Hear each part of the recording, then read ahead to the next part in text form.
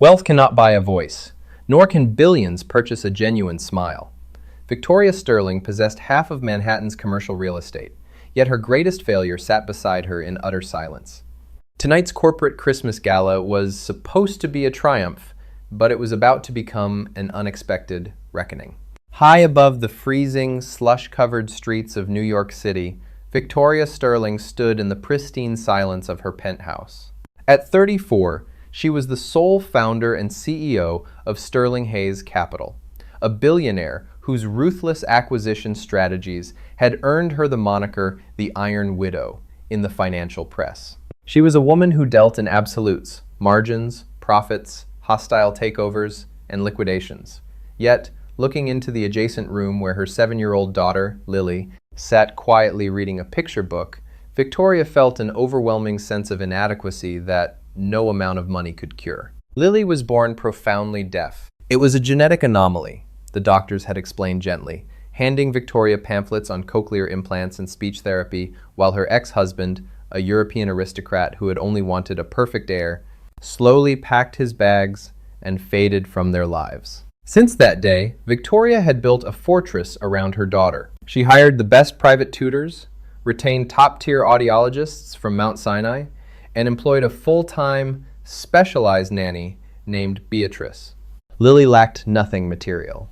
Her playroom was filled with sensory toys, her wardrobe rivaled a runway model's, and her trust fund was larger than the GDP of several small nations.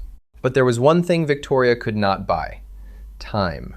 Between fending off aggressive board members like Richard Harrison, a venomous corporate shark who constantly sought to undermine her leadership, and managing a global portfolio, Victoria's attempts to learn American Sign Language, ASL, were fragmented. She knew the basics. She could sign food, sleep, I love you, and bathroom.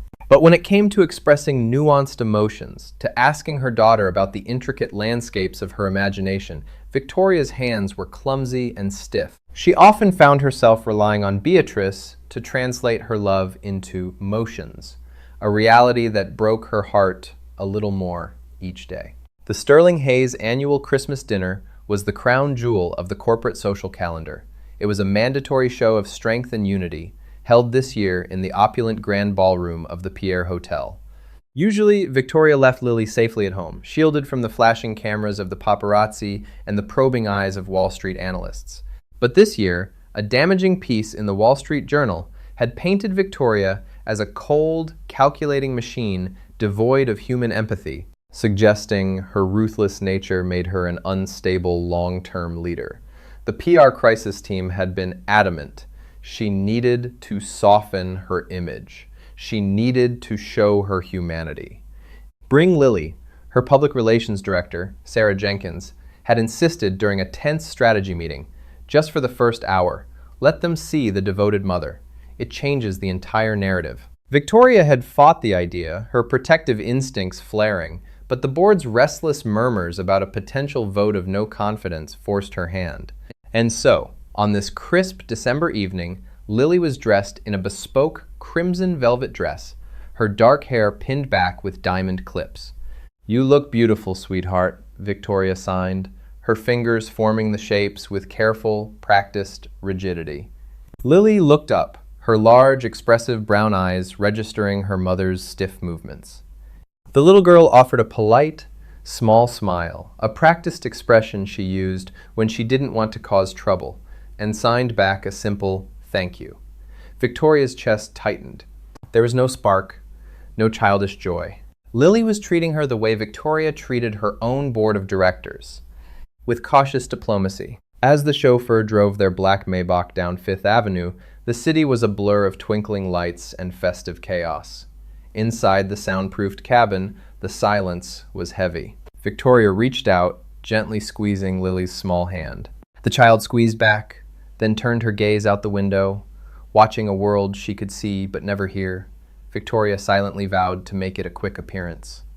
Just one photo op near the grand tree, a few handshakes with key investors like Gregory Miller, and then they would leave. She would not let her daughter become a pawn in a corporate game for long. But as the car pulled up to the red carpet outside the Pierre and the blinding burst of camera flashes erupted like a sudden storm, Victoria realized she had made a terrible miscalculation. The sheer scale of the event, the aggressive energy of the paparazzi, and the aggressive posturing of the corporate elite were about to crash down on her silent, fragile world. The grand ballroom was a masterpiece of winter extravagance. Massive chandeliers draped with silver tinsel hung from the frescoed ceiling, casting a sparkling glow over tables adorned with towering centerpieces of white roses and frosted pine cones. To a hearing person, the room was a cacophony of wealth. The clinking of crystal champagne flutes, the booming laughter of executives making deals, the soaring melodies of a live string quartet playing Vivaldi's Winter. To Lily, it was a terrifying, chaotic landscape of vibrations and erratic motion. Victoria held tightly to her daughter's hand as they navigated the sea of tailored tuxedos and designer gowns. Almost immediately, they were intercepted by Richard Harrison. Richard was a tall, imposing man with silver hair and a smile that never quite reached his cold, calculating eyes. "Victoria, darling."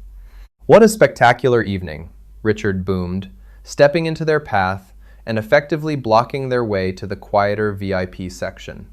He looked down at Lily, his expression shifting into an exaggerated, pitying mask. He didn't bend down to her eye level. Instead, he spoke over her head, raising his voice unnecessarily loudly, as if she were in another room. "And this must be the famous little Lily. Such a shame about her condition.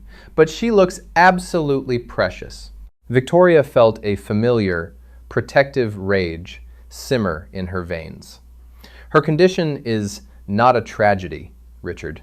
And she can read lips quite well when people bother to speak to her directly." Richard chuckled, waving a dismissive hand. Of course. Forgive me. It's just so brave of you to bring her into this environment." He leaned in closer, his voice dropping to a conspiratorial whisper that Lily couldn't see. "Though I wonder if the investors will see a devoted mother or a distracted CEO." Before Victoria could deliver a searing retort, the CFO, Gregory Miller, interrupted, pulling Victoria into a pressing conversation regarding a sudden fluctuation in their European assets. For 3 agonizing minutes, Victoria was forced to engage in high-level financial triage, her attention momentarily ripped away from her daughter. In that brief window, the overwhelming sensory input of the ballroom became too much for Lily. The heavy bass of the cellos sent unsettling tremors through the floorboards, right into her velvet shoes. Strangers brushed past her, their large, looming figures casting erratic shadows. A waiter hurried by, dropping a silver tray of hors d'oeuvres that sent a jarring, sharp vibration through the floor. Startled, Lily let go of her mother's dress. Seeking refuge from the terrifying visual noise and the shaking ground, the little girl slipped away from the crowd.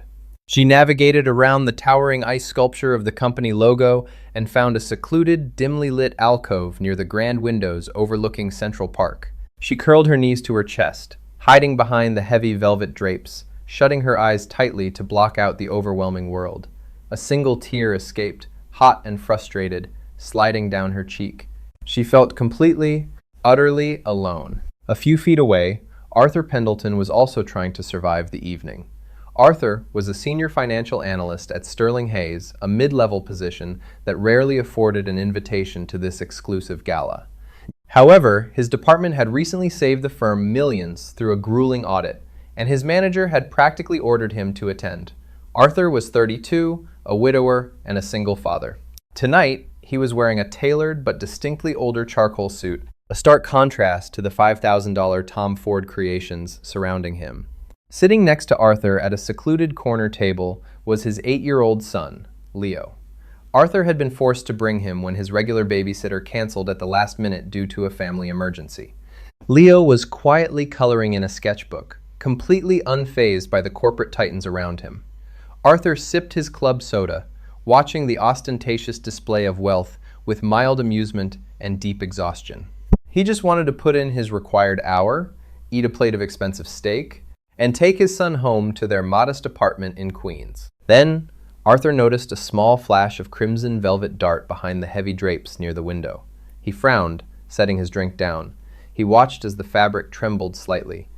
Knowing that children in adult environments often found themselves overwhelmed, Arthur gently patted Leo's shoulder. Stay right here, buddy. Keep drawing. I'll be right back. Arthur approached the alcove slowly, not wanting to startle whoever was hiding. He gently pulled back the edge of the curtain. There, huddled on the carpeted floor, was the CEO's daughter. He recognized her instantly from the company-wide emails and the brief flurry of gossip when she had arrived. He saw the tear stains on her cheeks, the way her hands were clamped over her ears, a self-soothing gesture to block out visual and vibratory chaos. Arthur didn't speak. He knew, as the whole company knew, that the CEO's daughter was deaf. He knelt down slowly, making sure he was directly in her line of sight, but keeping a respectful distance. He waited patiently until Lily opened her tear-filled eyes and noticed him. She stiffened, expecting the stranger to either drag her back to her mother or speak to her in that loud, exaggerated way hearing people always used. Instead, Arthur offered a warm, incredibly gentle smile. He raised his hands, and with fluid, flawless, native-level grace, he signed, "Hello, it is very loud out there. My name is Arthur." Lily's eyes widened in sheer shock. Her breath hitched. The man's signs weren't the stiff, practiced textbook motions her mother used. They were natural, expressive, and matched perfectly with his warm facial expressions. Slowly, hesitantly, Lily raised her small hands. "You know ASL?" Arthur's smile widened. He nodded, his hands moving like poetry. "Yes, a very long time. Are you okay?" "The floor shakes a lot here. It hurts my feet, too." It was a simple statement, but to Lily, it was a profound validation of her experience. Someone understood the chaotic vibrations. The fear in her chest began to loosen. "I don't like it here," she signed back, her movements becoming less guarded. "People look at me like I am broken." Arthur's eyes softened with a deep, empathetic sorrow. He shifted his weight, sitting cross-legged on the floor right there in his suit, completely ruining the crease of his trousers. "You are not broken," he signed, emphasizing the signs with absolute certainty. "You are just speaking a beautiful language they are too busy to learn." A tiny, genuine smile, the first real smile of the entire evening, broke across Lily's face. It was a radiant, heartbreakingly beautiful expression that transformed her completely. "I have a secret," Arthur signed, leaning in slightly with a playful twinkle in his eye. "My son is sitting over there. He is drawing a picture of a very fat penguin in a tuxedo because he thinks all these bosses look like penguins. Do you want to see?" Lily let out a silent giggle, her shoulders finally dropping their defensive tension. She nodded eagerly. Arthur held out his hand. Lily took it without hesitation, trusting this stranger who spoke her language from the heart. Across the ballroom, Victoria had just extracted herself from the CFO's grasp. Panic seized her throat when she realized Lily was no longer by her side.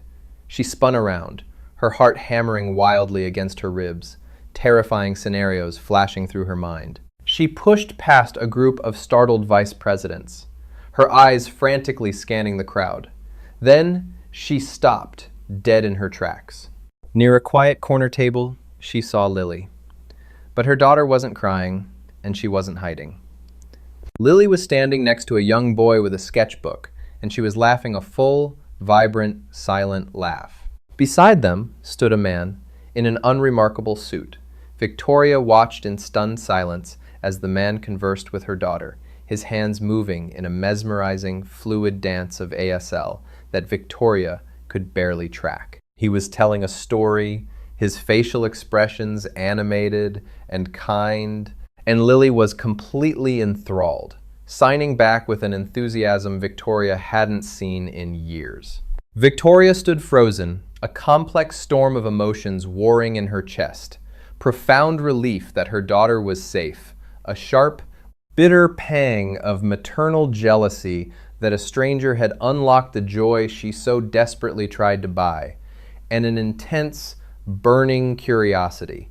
Who was this man, and how did he know how to make her silent daughter smile like that? From the chamois on the bar, Richard Harrison was also watching the scene unfold. He noted the awe in the CEO's eyes, and he noted the low-level analyst making himself remarkably comfortable with the billionaire's air. A sinister, calculating smirk touched Richard's lips. In the cutthroat world of Sterling Hayes Capital, A vulnerability had just been exposed, and Richard knew exactly how to turn this heartwarming moment into a weapon. Crossing the sprawling ballroom floor, Victoria felt a magnetic pull toward the quiet corner table. Her heart drummed a frantic rhythm against her ribs. She was a woman accustomed to total control. She commanded boardrooms, dictated market trends, and fired executives without a second thought. Yet, approaching this modest analyst who had effortlessly captivated her daughter, she felt entirely out of her depth. As she drew near, Arthur caught sight of her out of the corner of his eye. He didn't scramble to his feet or spill his drink in a panic, as most mid-level employees did when the Iron Widow approached. Instead, he calmly tapped Lily on the shoulder and signed, "Your mother is here." Lily turned, the brilliant smile lingering on her lips. For the first time in years, she didn't shrink back into her protective shell when Victoria arrived. She simply reached out and took Arthur's hand, then looked up at her mother. "Miss Sterling," Arthur said, standing up smoothly. His voice was deep and steady, devoid of the sycophantic tremor Victoria was so used to hearing. "I hope you don't mind. We were just discussing the sheer volume of penguin suits in the room." Victoria looked from Arthur to her daughter, her meticulously manicured nails digging into her expensive clutch. "Mr. Pendleton, isn't it? From the Compliance and Auditing Division." "Yes, ma'am, Arthur Pendleton.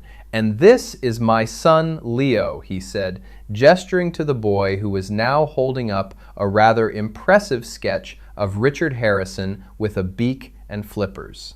Victoria couldn't help but let out a short, genuine breath of amusement before her corporate mask slipped back into place. "How do you know American Sign Language, Mr. Pendleton? And please, do not give me the standard corporate answer about diverse skill sets. Your fluency is native. You sign with an accent I haven't seen outside of the deaf community." Arthur's gaze softened, a flash of old grief passing through his eyes before settling into a peaceful acceptance. "My late wife, Clara, was profoundly deaf. We grew up on the same street in Brooklyn. I learned ASL before I learned to ride a bike so I could talk to her. We were married for 6 years before she passed away." The revelation struck Victoria like a physical blow.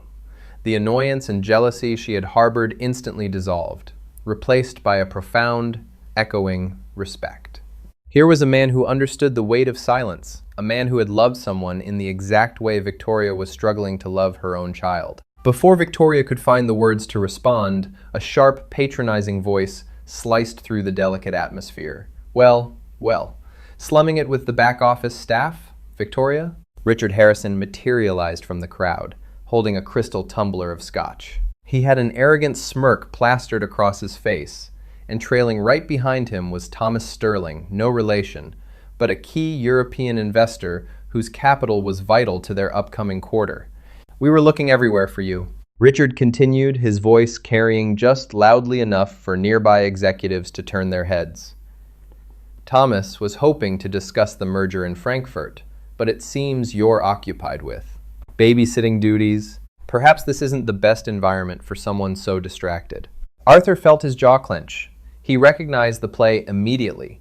Richard was using Victoria's child and her moment of vulnerability to humiliate her in front of a primary stakeholder. Victoria's spine turned to steel. "Richard, if you cannot see the value in connecting with the people who actually keep this firm profitable, that is your failing, not mine. Mr. Pendleton's department just saved us $8 million in tax redundancies." $8 million is pocket change, Victoria," Richard sneered, stepping closer. He looked down at Arthur, his eyes full of venom. "Run along, Pendleton. The adults have business to discuss." Arthur didn't move. He looked directly at Richard, his expression perfectly composed. "Actually, Mr. Harrison, if you review the Frankfurt compliance metrics, you'll find a massive regulatory loophole in their pension structuring. If you finalize that merger before Q3, the SEC will bury this firm in fines. But, as you said, I am just the back office staff." The silence that followed was deafening. Thomas, the European investor, raised an eyebrow, suddenly looking very interested in Arthur. Richard's face flushed a deep, mottled red. "What did he say?" Lily signed to her mother, her small fingers flying. Victoria looked down at her daughter, a rare, fierce smile breaking across her face. She raised her own hands, stiff but determined. He told the penguin to swim away. Lily covered her mouth to stifle a giggle. Victoria turned back to Arthur, her eyes gleaming with newfound realization. Mr. Pendleton, please have your assistant clear your schedule for Monday morning. You and I have a great deal to discuss. She didn't wait for Richard's spluttering response. She took Lily's hand, gave Leo a nod of approval for his drawing, and walked out of the Pierre Hotel with her head held high. Monday morning hit the Sterling Hayes building with the destructive force of a hurricane. By 8:00 a.m., the gossip mill was churning at maximum capacity. The narrative, carefully planted and watered by Richard Harrison and his loyalists over the weekend, was toxic. Victoria Sterling was losing her edge. The Iron Widow was crumbling under the pressure of single motherhood. She was taking financial advice from a mid-level auditor just because he entertained her disabled daughter. Sitting in her glass-walled penthouse office, Victoria ignored the ringing phones and the frantic emails from her PR team. Spread across her mahogany desk was Arthur Pendleton's personnel file. He was 32, graduated magna cum laude from Columbia, and possessed an analytical mind that bordered on genius. Yet, he had been passed over for promotion 3 times in the last 4 years. The notes from his direct supervisor, a man in Richard's pocket, cited a lack of aggressive ambition and too much focus on work-life balance. Victoria scoffed. In her world, wanting to go home to raise a motherless child was seen as a weakness. It made her sick. At 9:00 a.m. sharp, Arthur knocked on the heavy glass door. He looked exhausted, the dark circles under his eyes prominent, but his suit was impeccably pressed. "You wanted to see me, Miss Sterling?" "Sit down, Arthur," Victoria said, dropping the formalities. She closed his file. "I'll get straight to the point. Richard Harrison is attempting to orchestrate a board vote to oust me as CEO. He's claiming my personal life is interfering with my fiduciary duties, and he is using our interaction on Saturday as his prime evidence." Arthur sighed, sinking into the leather chair. "I apologize if I caused you any trouble. I just saw a little girl who was scared. I know that look. Clara used to get it when the subway was too crowded." "You have nothing to apologize for," Victoria said sharply. "In fact, you gave my daughter the best night she's had in years. And you embarrassed Richard in front of a key investor, which was deeply satisfying." She leaned forward, steepling her fingers. "I want to offer you a position. Director of Strategic Risk. It comes with a corner office, a base salary, triple what you make now, and stock options." Arthur's eyes widened slightly, but he didn't leap at the offer. He watched her carefully. "And what is the catch, Miss Sterling?"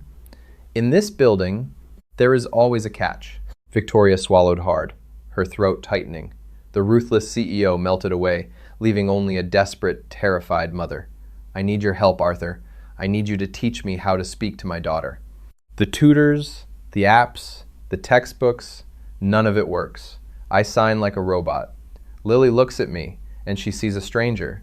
When she looked at you, she saw a friend." A heavy silence filled the executive suite. Arthur looked at the billionaire. Seeing past the designer clothes and the terrifying reputation, he saw the raw, bleeding grief of a parent failing to connect with her child. But Arthur was a man of principle, and he knew the dangers of blending personal salvation with corporate ambition. "No," Arthur said softly. Victoria flinched as if she had been slapped. "No? Arthur, I am offering you financial security for the rest of your life. You can put your son through any college he wants." "I am not going to let you buy me to be a surrogate father figure, Victoria," Arthur said, his voice firm but compassionate. "And I won't let you turn ASL into another corporate acquisition. You cannot outsource your relationship with your daughter. If you want to learn to communicate with Lily, it requires humility. It requires you to stop being the CEO and start being vulnerable. You can't buy that with a director title." Victoria stared at him, stunned. No one had spoken to her like this in a decade. No one had dared to tell her she couldn't buy her way out of a problem. Before she could process the rejection, her office phone blared the emergency red line, the direct line from the chief legal counsel. Victoria snatched it up. "What is it?" "Victoria, it's David," the lawyer said, his voice laced with panic. "Richard just dropped a bomb. He's filed a formal grievance with HR and the SEC. He's claiming Arthur Pendleton fabricated the $8 million tax redundancy to cover up his own embezzlement, and that you are complicit because you are promoting him to keep him quiet. Victoria's blood ran ice cold. That is an absurd fabrication. We have the audit logs. Richard had his cronies in IT wipe the secondary servers an hour ago. David rushed out. He's framing Pendleton to force an emergency suspension, and he's using it to trigger a vote of no confidence against you at noon today. Victoria, he's going for the throat. If we don't fire Pendleton immediately and throw him under the bus, you lose the company. Victoria slowly lowered the receiver. She looked across the desk at Arthur, who was watching her with a calm, perceptive gaze. He didn't know what had just been said, but he could read the devastation on her face. For the first time in her life, Victoria Sterling, the Iron Widow, was trapped in a corner. She had to choose: sacrifice the one man who could save her relationship with her daughter, or lose the empire she had sacrificed her life to build. Victoria slowly lowered the phone back onto its cradle, the click echoing like a gunshot in the cavernous executive suite. Her usually immaculate posture sagged for a fraction of a second before her spine rigidified into the defensive posture that had earned her the Iron Widow moniker. She looked across the desk at Arthur Pendleton. He sat calmly, his hands resting on his knees, watching the myriad of emotions flicker across her face. Richard has just initiated a corporate coup, Victoria stated, her voice devoid of all warmth, dropping the temperature in the room by several degrees. He filed a formal grievance with Human Resources and the Securities and Exchange Commission. He is alleging that the $8 million you saved us was a fabricated cover-up for your own embezzlement. Arthur's brow furrowed slightly, but he did not leap from his chair in a panic. He simply tilted his head. And what is his proof? He doesn't need proof. He needs a smokescreen, Victoria snapped, standing up and pacing behind her desk. His allies in the IT department wiped the secondary servers an hour ago.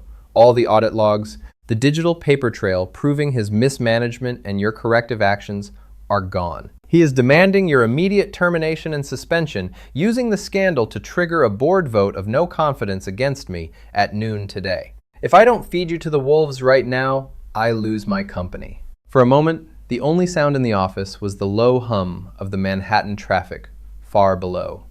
Victoria waited for the inevitable breakdown. She waited for Arthur to beg for his job, to swear his innocence, or to threaten a lawsuit. That was how the game was played on Wall Street. Instead, Arthur let out a slow, deeply tired sigh. He reached into his suit pocket, pulled out a small, worn leather notebook, and opened it. "Miss Sterling," Arthur began, his voice perfectly level, "when my wife, Clara, was in the hospital, the administration lost her medical directives because of a server migration error. It was a digital mistake that cost me the most precious person in my life. Since that day, I do not trust the cloud. I do not trust network servers, and I certainly do not trust Richard Harrison's cronies in the IT department." Victoria stopped pacing. "What are you saying?" "I am an auditor," Arthur said, looking up with a fierce, unwavering intelligence in his eyes. "My entire job is anticipating worst-case scenarios. When I found the massive regulatory loophole in the Frankfurt merger last month, I knew Richard would try to bury it, so I didn't just back the files up to the secondary servers." He reached into his briefcase and pulled out a heavy, tamper-proof external hard drive, placing it gently on the mahogany desk. "This is an air-gapped, encrypted physical drive. It contains every unalterable log, original email, and financial statement proving Richard's gross negligence. Furthermore," Arthur continued, checking his watch, "because I am legally bound by the Sarbanes-Oxley Act, I sent physical, notarized hard copies of these exact files to an independent contact at Deloitte, as well as the SEC whistleblower office in Washington, D.C., via certified overnight mail on Friday evening. They signed for it at 8:14 a.m. this morning." Victoria stared at the black rectangular drive sitting on her desk as if it were the Holy Grail. A slow, predatory smile, the kind that terrified her competitors, spread across her face. The trap Richard had set was not a cage, it was his own guillotine. "Arthur Pendleton," Victoria whispered, genuine awe lacing her words, You are brilliant. I am just thorough, Arthur corrected gently. He stood up, buttoning his jacket. You have your weapon, Miss Sterling. You can take this to the board at noon and destroy him. But my earlier statement stands. I will not accept a promotion given as a bribe, and I will not be your shortcut to your daughter. If you fire me, I will survive. If you keep me, I remain in my current role. Victoria looked at the man who had just handed her the keys to her kingdom. She thought of Lily's radiant smile the night before, the way Arthur's hands had spoken a language of empathy she had entirely failed to master. The realization hit her with the force of a freight train. Arthur was right. She could not buy her way out of her failures as a mother. She had to do the work. I am not going to fire you, Arthur, Victoria said softly, her predatory smile fading into something remarkably genuine and vulnerable. And I am not going to bribe you. But I am asking, as a mother who is terrified of losing her child to a silence she cannot bridge, will you please tell me where to begin? Arthur looked at her, seeing the walls of the Iron Widow finally, truly crumbling. He offered a small, encouraging nod. You begin by showing up. No bodyguards, no PR team, just you. The atmosphere in conference room A on the 50th floor was toxic. At exactly 12:00 p.m., the 12 members of the board of directors sat around the massive glass table, their faces grim. Richard Harrison sat at the head, looking exceptionally smug, flanked by two corporate lawyers. On the large video monitor at the end of the room, Thomas Sterling, their primary European investor, dialed in from London. Let the record show that the CEO is late, Richard announced loudly, checking his gold Rolex. A fitting testament to her recent lack of focus. I move that we commence the vote regarding the immediate suspension of Victoria. The heavy oak doors swung open. Victoria strode into the room, but she was not alone. Flanking her was David, her chief legal counsel, and trailing just behind them, looking entirely unbothered by the billions of dollars of net worth glaring at him, was Arthur Pendleton. You will not commence anything, Richard, Victoria said, her voice ringing with absolute authority. She did not sit down. She stood at the opposite end of the table, commanding the room's oxygen. Before we discuss any manufactured grievances regarding my personal life, we are going to discuss fiduciary treason. Richard scoffed, though a flicker of unease crossed his eyes. Victoria, this is pathetic. Your pet auditor is under investigation for a massive embezzlement scheme. The servers have already confirmed the discrepancies.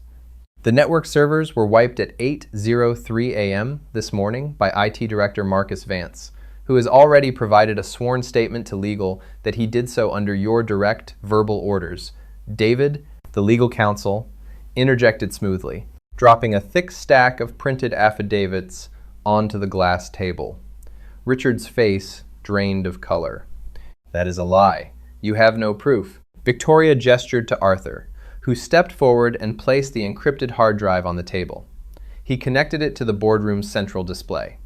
Within seconds, the massive screen shifted from Thomas Sterling's face to a detailed, irrefutable spreadsheet. This is an air-gapped, offline backup of the true Frankfurt merger audit, Arthur explained, addressing the board directly. It details exactly how Mr. Harrison bypassed international compliance laws to inflate short-term stock value, a move that would have resulted in federal indictments for everyone in this room by Q4. The SEC whistleblower office received the hard copies 3 hours ago. Pandemonium erupted in the boardroom. The board members, previously ready to oust Victoria, turned on Richard like starved wolves. Thomas Sterling leaned into his camera, his British accent dripping with disdain. Richard, you are a catastrophic liability. Consider my capital entirely contingent on his immediate removal. Victoria. Richard stood up, his chair clattering backward. He pointed a trembling finger at Victoria. You think you've won? You're still a cold, broken machine. You can't even talk to your own child. The insult, designed to pierce her deepest insecurity, hung in the air. But instead of flinching, Victoria felt a profound, overwhelming sense of peace. You're right, Richard. I have failed in many ways, Victoria said, her voice steady and clear. I spent my life building a fortress of wealth, thinking it would protect my daughter. It only isolated her, but I am fixing that. And my first step is cleaning house. She turned to the security guard standing by the door. Escort Mr. Harrison out of my building. As Richard was forcibly removed, shouting empty threats down the hallway, the board turned their expectant eyes to Victoria. They anticipated a triumphant speech, a declaration of a new aggressive market strategy. Instead, Victoria took a deep breath. Effective at the end of this quarter, I will be stepping down as Chief Executive Officer to assume the role of co-chair of the board. David will take over as interim CEO. Gasps echoed around the table. Arthur looked at her in genuine shock. I have spent 7 years managing this company while managing my daughter from afar, Victoria continued, her eyes meeting Arthur's for a brief, thankful moment. Sterling Hayes Capital is secure, but my family is not. It is time I step out of the boardroom and into my daughter's life. 6 months later, the summer sun beat down on the lush, green expanse of conservatory water in Central Park. The corporate battles of the winter felt like a distant, faded memory. Victoria sat on a slightly damp picnic blanket, wearing a simple pair of jeans and a white blouse. There were no cameras, no PR directors, and no bodyguards. Her phone was deliberately left inside her apartment. A few feet away, Leo was excitedly showing Lily how to pilot a remote-controlled sailboat across the pond. Lily was laughing, the bright, vibrant, soundless laugh that Victoria had finally learned to recognize as the most beautiful thing in the world. Arthur sat beside Victoria on the blanket, handing her a plastic cup of lukewarm lemonade. You missed a modifier on the sign for beautiful earlier, he noted gently, his eyes tracking the children.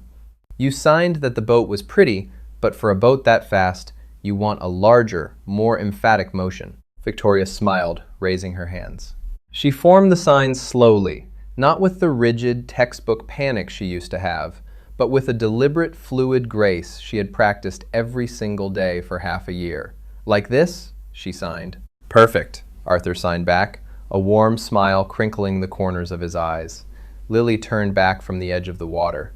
She looked at her mother, her brown eyes bright with an unburdened childhood joy.